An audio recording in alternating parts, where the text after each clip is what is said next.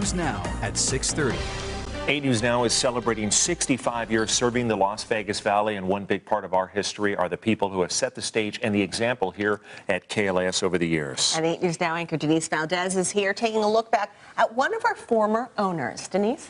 Well, you know, one of the very first owners of KLAS-TV was Hank Greenspun. He was the hard-nosed publisher of the Las Vegas Sun newspaper and also a prominent real estate developer. Hank died in 1989, but I had a chance to talk with his son, Brian Greenspun, about those early years. I see that picture of him a lot. Yeah.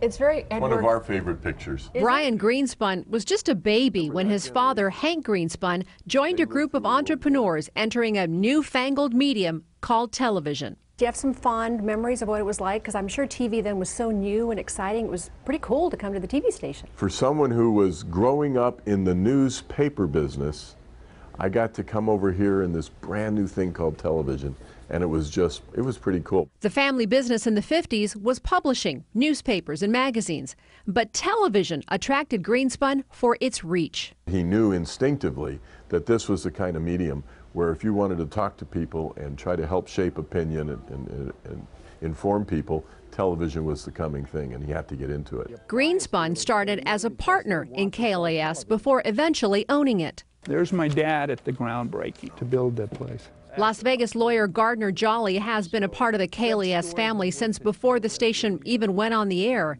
His father, Rube Jolly, put together a coalition of businessmen, which included Greenspun, to launch Nevada's first television station in July of 1953. My father was an entrepreneur who liked better to be in new businesses where there was no competition. Rube Jolly, who already owned KLAS Radio, was the largest shareholder in what became KLAS-TV.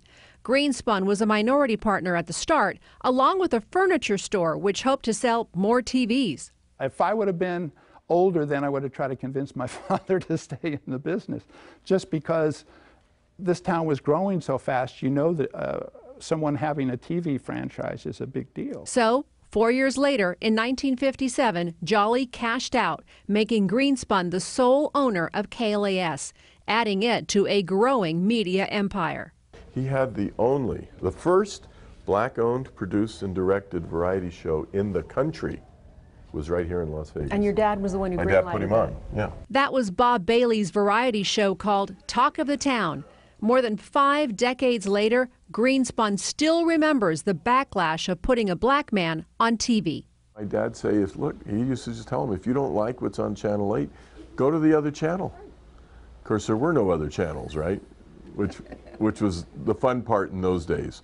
But it just shows you how backwards this town was at the very beginning and how much needed was a television station that did look forward. Greenspun says that kind of forward thinking, commitment to the mission, and the people to carry it out are some of the reasons for this station's success. Channel 8's always been fortunate that way.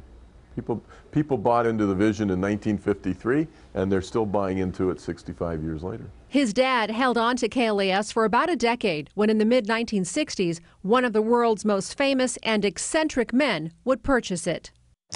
And that famous person was billionaire Howard Hughes. In fact, this is just one of the many stories that you'll see in our 65th anniversary special, which is going to air this Saturday night at 6:30 right here on Channel 8. I know all 4 of us got the speech about Howard Hughes lived in this house when we all became employees here. It was within days. It felt like we all learned it and fascinated by it. That was another fun and interesting look. It's kind of cool to go down memory lane here. Yeah, it is. There's so much history, and Las Vegas is very, very unique around the country, too, with our history. How many people can say that Howard Hughes used to own this station? Yeah. Correct. And I'm so proud to be working for the first station in Las Vegas. And it goes back so far. The only station that was in Las Vegas. That's right. 1953. Unbelievable.